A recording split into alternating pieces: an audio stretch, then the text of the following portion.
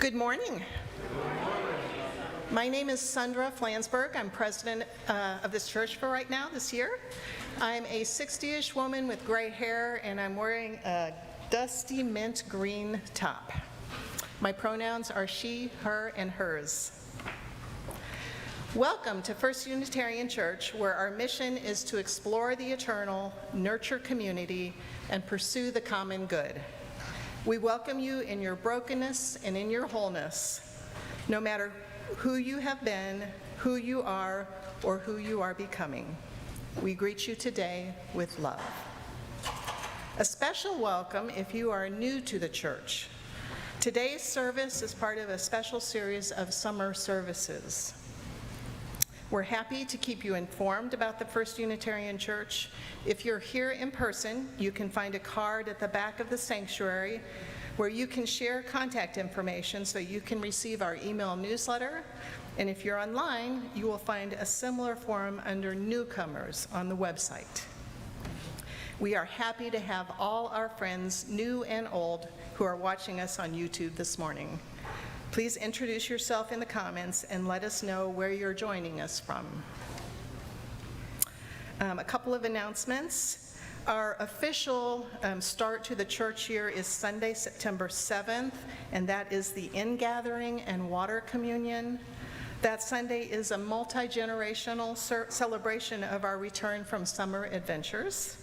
Please bring with you that day a small container of water that you have collected in some way during the past year. Unofficially, today we are celebrating the start of Reverend Kent Doss's regular church service with us and our new music director, Amelia Padalino.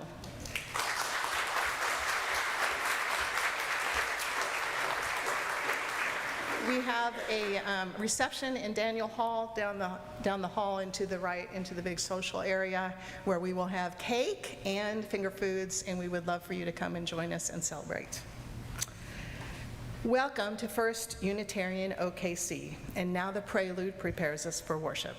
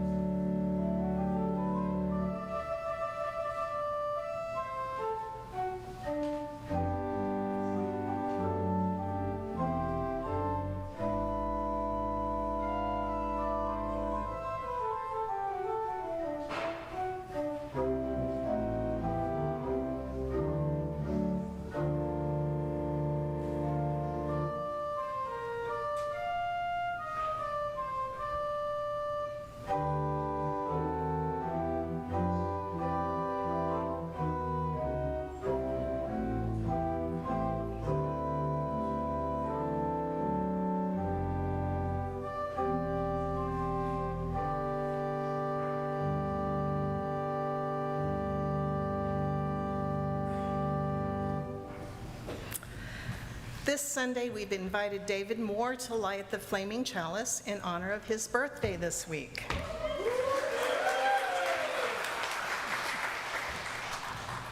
We light our chalice in Midtown Oklahoma City on land that was home to first Americans, including the Apache, Caddo, and Wichita, on land that was taken from the Muskogee and Seminole and other removed and relocated peoples.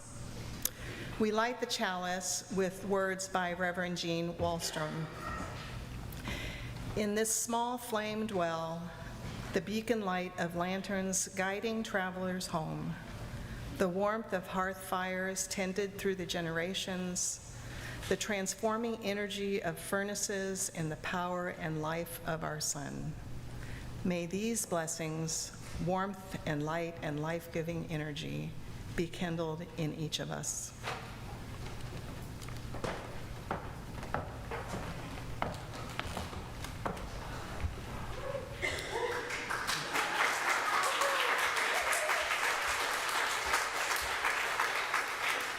That is my kind of crowd. I don't even have to say a word. Good morning. I am the Reverend Kent Doss. Just Reverend Kent does fine. I'm a tallish, middle-aged white man with short brown hair wearing a purple clergy stole with a flaming chalice embroidered on it. Come, friends, and sit by our fire and let us share stories together. Let me hear your tales of far-off lands, wanderer, and I'll tell you of my travels. Share your experience of the holy with me, worshiper, and I'll tell you of what I find divine. Come and stay, lover of leaving, for ours is no caravan of despair, but of hope. We would hear your stories of grief and sorrow just as readily as those of joy and laughter. For there is time and there is place for hearing of all of the stories of this world. Stories are the breath and the world of the spirit of life that would power that power that we call love. Come, friends, welcome to our time of worship together. It's not just my job to welcome you, it is also your job to welcome our neighbors, your old friends, and the folks who you have yet to meet. So let us join in that practice of welcoming one another for a short time. Please take a moment to greet those near you.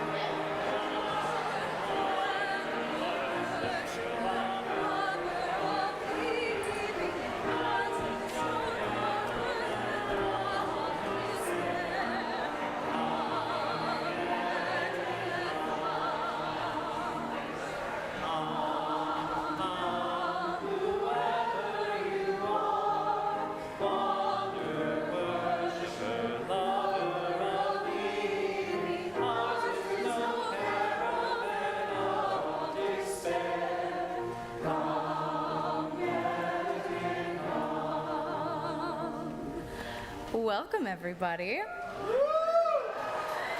This is going to be a sing-along kind of service. It's one of my favorite kinds of service. So I heard this is a round. So we're going to have group one. Group one, can you wave at me? Group two, wave at me. Group three, wave at me. All right, now we know our groupings. So group one, you start this, and then I will point for group two, point for group three, and I heard we're doing this about 3 times. Are we ready? Here you are, group one, ready, and come, come, whoever you. Group two. Come, come, whoever you Group three. And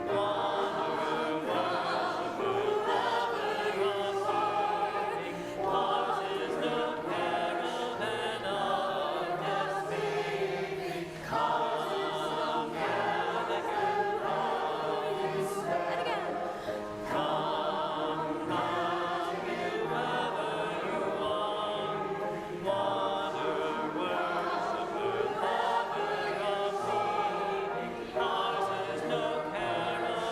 One time.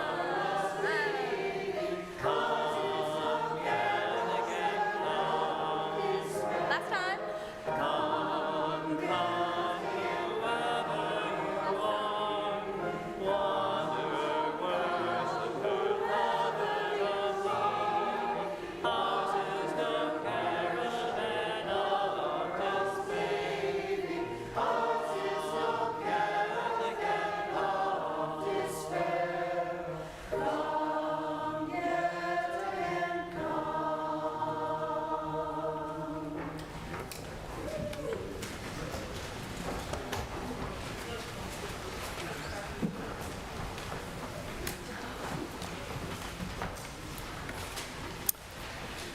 Through our Change for Change program, First Unitarian gives our Sunday cash offering and designated checks to organizations making our world more just, equitable, and compassionate. This month's Change for Change recipient is Sooner Hope. Sooner Hope helps people who are under traumatic stress affected by the war in Ukraine, which has lasted for more than 3 years. As a form of art therapy, Sooner Hope supports young artists in Ukraine, providing art supplies, encouraging participants in exhibitions to share their art and the stories behind the art. Art therapy classes usually last 2 to 3 hours and are provided by local artists from Ukraine. This month, you can see the beautiful art produced by Sooner Hope Project hung on the walls in Daniel Hall, and it is really worth going in and taking a look. For those of you who are in the sanctuary with us today, in just a moment we'll be passing the offering plate. And if you're watching us online, please make your gift by sending a check to First Unitarian, just write Change for Change on the memo line, or make an online payment through our website, oneuc.org.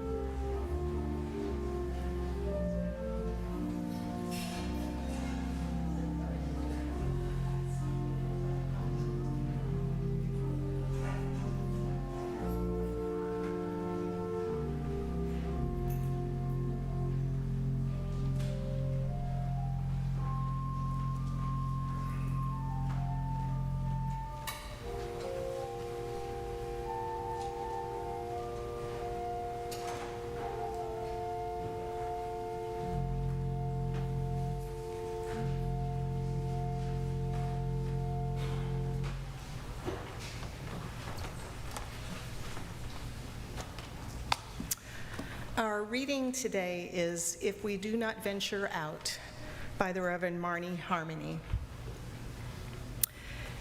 If on a starlight night, with the moon brightly shimmering, we stay inside and do not venture out, the evening universe remains a part of life we shall not know.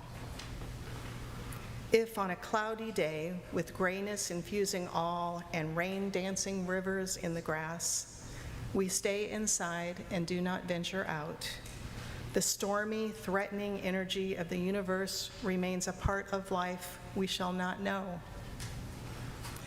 If on a frosty morning, dreading the chilling air before the sunrise, we stay inside and do not venture out, the awesome, cold, quiet, and stillness of the dawn universe remains a part of life we shall not know. If through these grace-given days of ours, surrounded as we are by green life and brown death, hot pink joy and cold gray, pain and miracles, always miracles, if we stay inside ourselves and do not venture out, then the fullness of the universe shall be unknown to us, and our locked hearts shall never feel the rush of worship.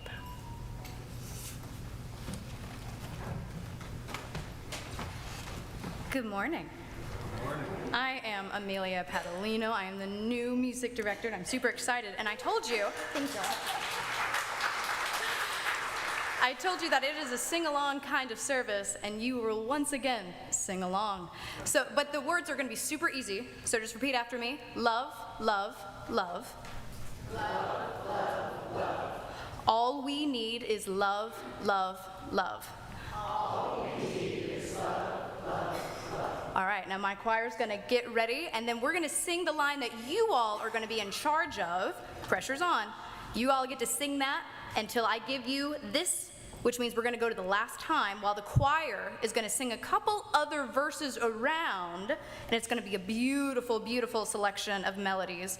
So here we go. We're gonna get the choir ready, and then we'll teach you what you're gonna sing.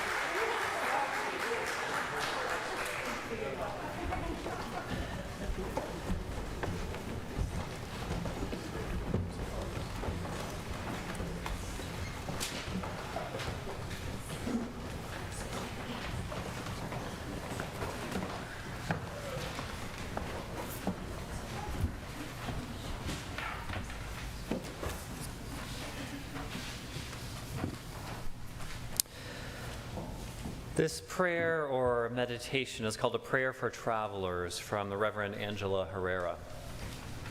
She writes, "This prayer is for all travelers, for the ones who start out in beauty, who fall from grace, who step gingerly, looking for the way back.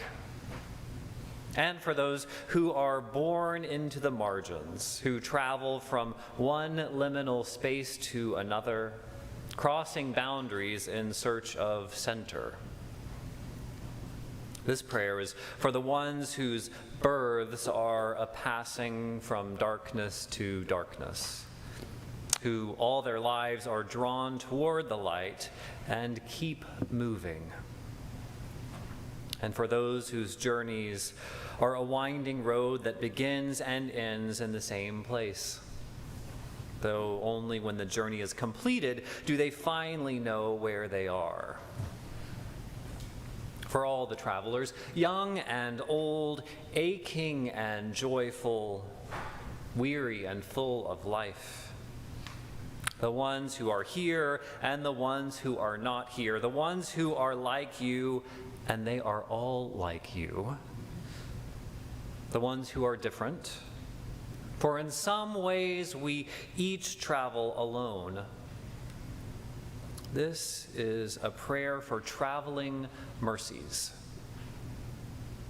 and sure-footedness and clear vision, for bread, for your body and spirit, for water, for your safe arrival, and for everyone you see along the way.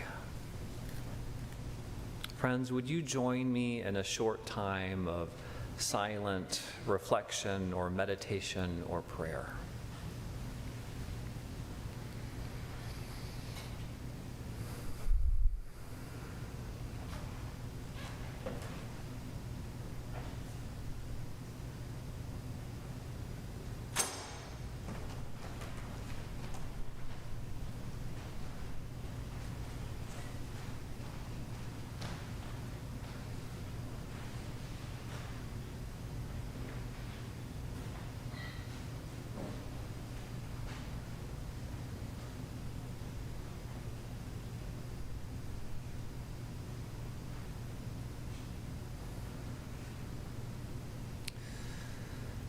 Namaste. Amen. Shalom and blessed be.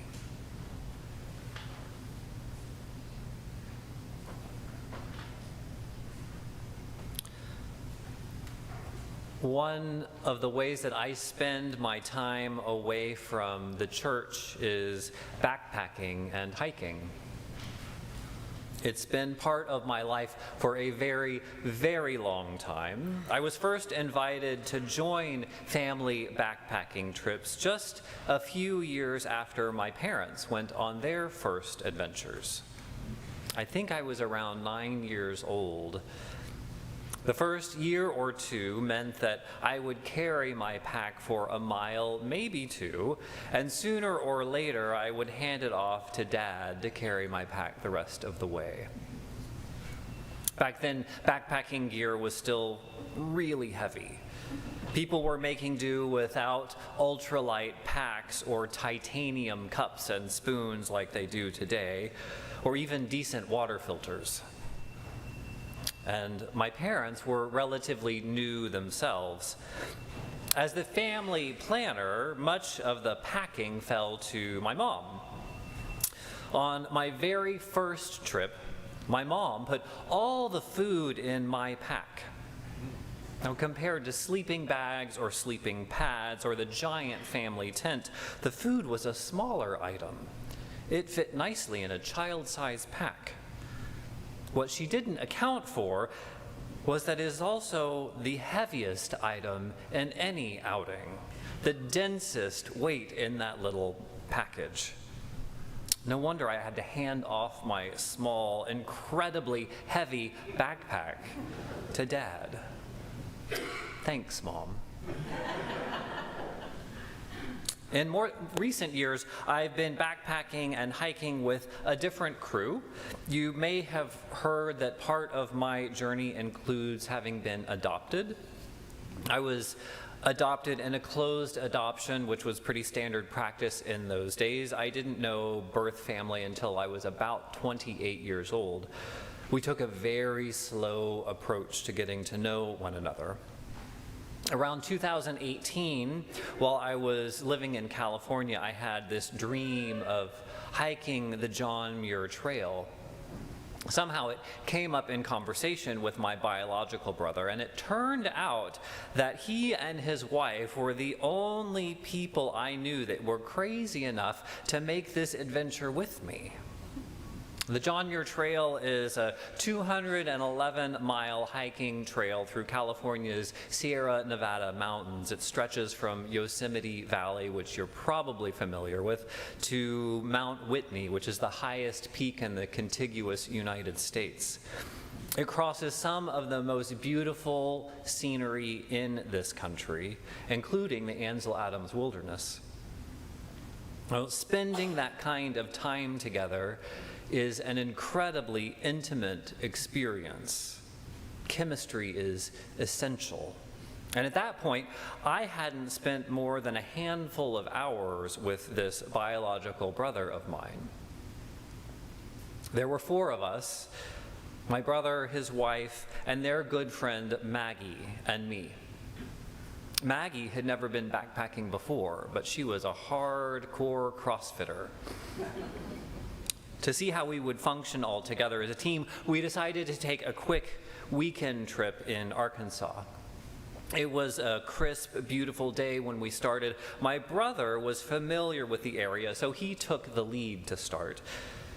He set out at a very fast clip, and I thought, wow, he is way more fit than I expected. After a while, we paused maybe for a snack, and I took the lead for the rest of the day.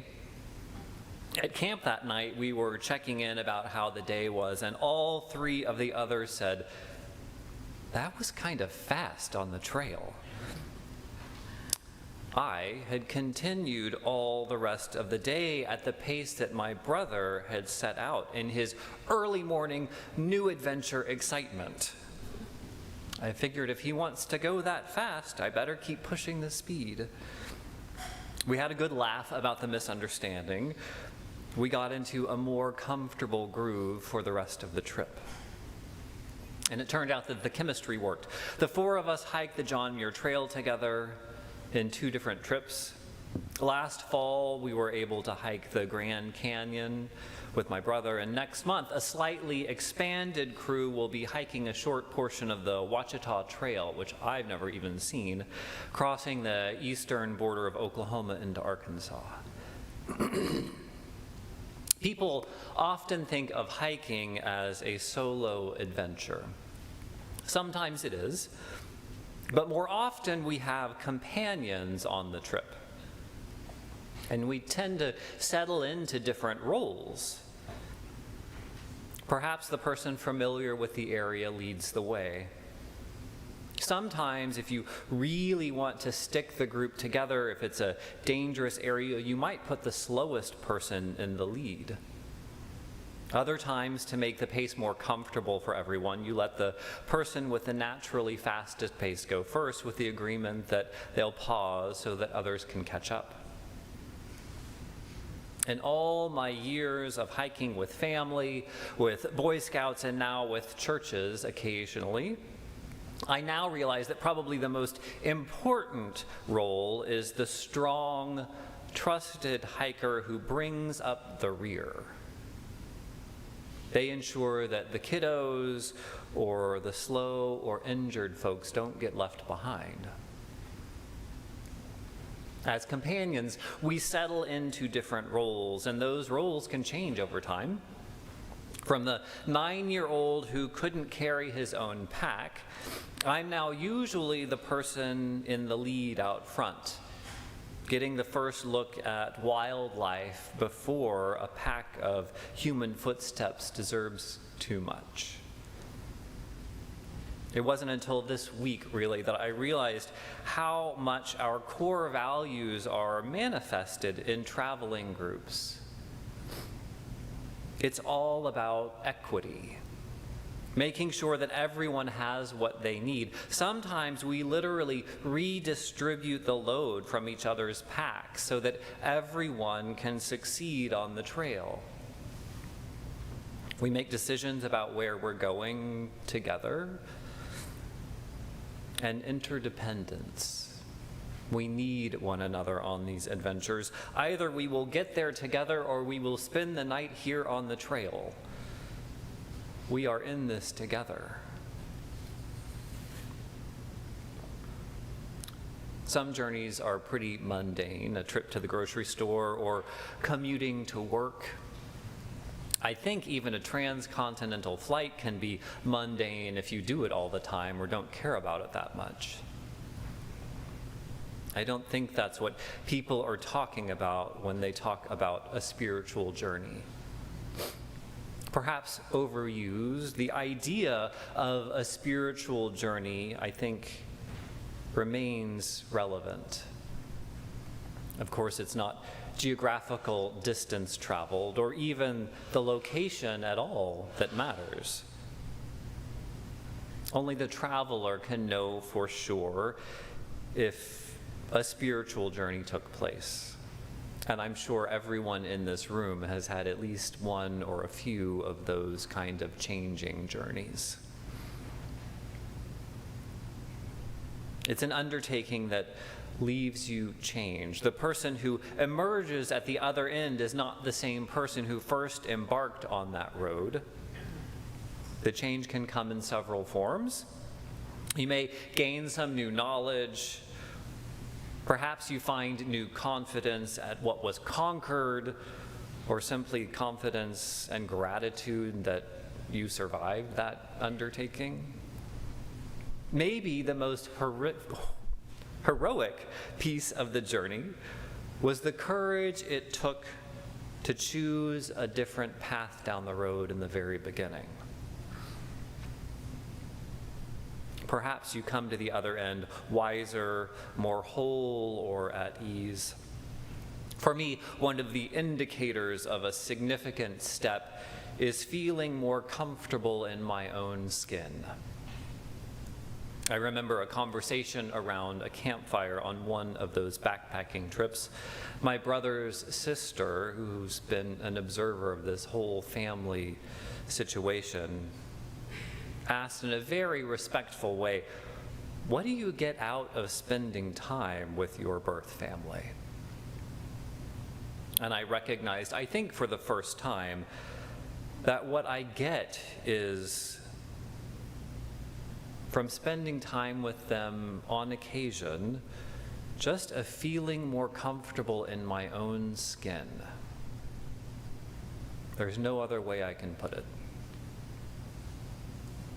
For some of us, the growth we most need isn't about more information, but about more heart. A spiritual journey can bring emotional intelligence, growing our ability to give love or receive love, or perhaps hardest of all, learning to accept our own power to make everything okay for those other people that we love. In our UU tradition, most people talk about spirituality as connection. Perhaps along the way we feel a deeper connection with those traveling companions, or a deeper connection to ourselves, or a more explicit religious connection. Understanding a new relationship with God, or gods, or goddesses, or community, or nature, or beauty, justice, compassion, or quiet stillness. Connection is a key ingredient. Perhaps the strangest thing about spiritual journeys is that we can't necessarily choose these adventures. These types of journeys are not ordered from travel agencies. I don't even know if travel agencies still exist. We don't choose them like a resort. At first, they start perhaps as a gnawing or a hunger. Some refer to it as a calling, but after over 20 years in ministry and having met many, many colleagues, I think I've heard from 2 who had an actual voice calling them in that direction. Sometimes there's no hunger or calling or choice at all. Sometimes the universe shoves us out of the nest and says, "You are going to fly now," it declares.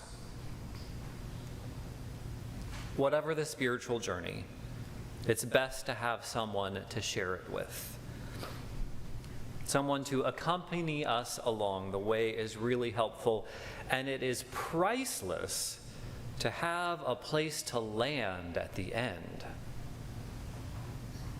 We need a community where we can try on this new way of being after a big change.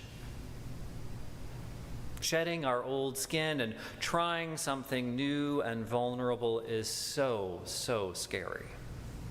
And church is at its best when we accompany one another in that exciting, scary, magical time of new life. I've come to think of ministry and church life as a time of accompanying one another on a journey. Sometimes that's individual spiritual journeys, and sometimes it's the journey of a whole faith community together.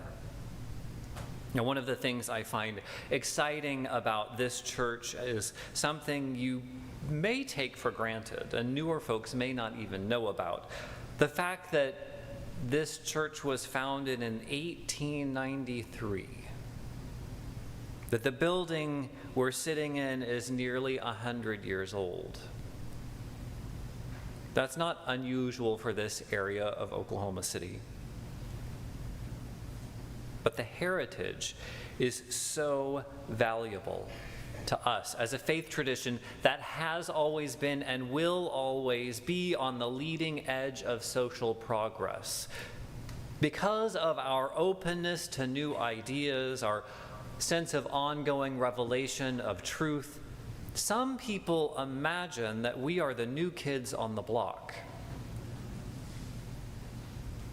While our ideas may be fresh and pushing the envelope forward, they might be surprised out there to know that we have been here all along. There's great untapped power in our church as an institution. Today, though, we're focused more on the fact that church is always changing. We are growing or we are shrinking. Staff transitions happen. We're moving toward our neighbors to support them in the struggle for justice. Sometimes we might also shrink away from the danger of siding with love. In our programs, we're reaching out to the homes of our members and friends, going to hospitals and hospice care centers. We are always moving and changing.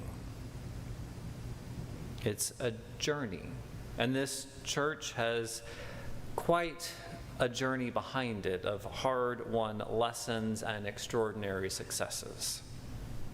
At one point, there were 600 or 700 members. In various ways, you have made Oklahoma City a more just and compassionate place for decades. Some of the history here is also messy.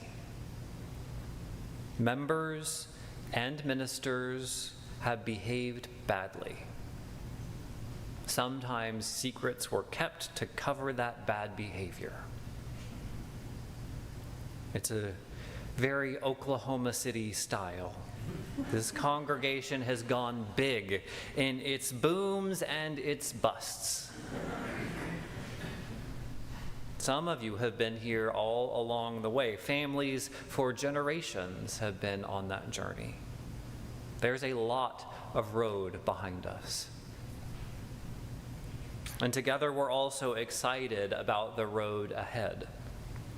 Leaders are focused on charting a new path forward. The board will soon have their retreat talking about missions and visions of what could be. Last week I was in a meeting with engineering schematics about prioritizing HVAC projects in phases. There's a lot of looking forward, which is exciting. My invitation, my hope for today is that we can also be here, now, in this moment. That's one thing about a journey. If we're not able to be engaged here and now, man, it can pass us by without even realizing it. How many of us feel like summer is already gone so fast? Maybe rather than thinking of numbers and names and buildings, we might think of the journey of church in terms of a heart, a journey of deepening and stretching and trusting, to find the courage to lean in to what is uncertain. So since I'm talking about journey today, it's worth pausing to tell you some of the stepping stones that led me here. As I may have mentioned, I'm from Tulsa and grew up at All Souls Unitarian Church. I attended Booker T. Washington High School and got a bachelor's degree of political science at OU, Boomer Sooner. I can say that here and people know what it means. Indecision about what next, and the opportunity of youth called me to West Africa with the Peace Corps for a very, very short time. After coming home, it was time to give in and follow the call to ministry. At that age, until I met my classmates, it was very confusing. In my young mind, a minister was a old, stuffy guy with a beard and a booming voice. Thank you, John Wolfe, for that impression. The seminary I attended was in Denver, Iliff School of Theology. Part of what drew me there, I think, was the proximity to the mountains. It also ended up being an incredibly progressive theological environment. It is a great school. In the path of ordination, we Unitarian Universalists are required to do a year of internship. I interviewed with two different congregations, one in Costa Mesa, California, and the other in White Plains, New York. After a few phone calls, it seemed that the sunny, casual West Coast disposition was a better fit for me. After my year of internship, a part-time opening in picturesque Laguna Beach opened up. That turned into a 6-year ministry. Then a neighboring congregation was in transition. My colleague suggested I check it out because I might be a good fit. That turned into a 12-year settled ministry. It was a good time, and we grew together in so many ways. Most recently, my desire to be able to afford a house and my desire to be closer to family and the rarity of a lead minister position in a thriving UU church in Oklahoma all brought me knocking at your door. Those are the big pieces of my journey. The smaller pieces, the aha moments, the juicy stories in between, that's where all the good stuff is. And we will have plenty of time to hear one another's stories going forward. So whether you come running or wheeling or swimming, flying, paddling, cruising, or struggling to take one more step, one day at a time, we are all on this journey. And I am glad to be here among good traveling companions. Amen.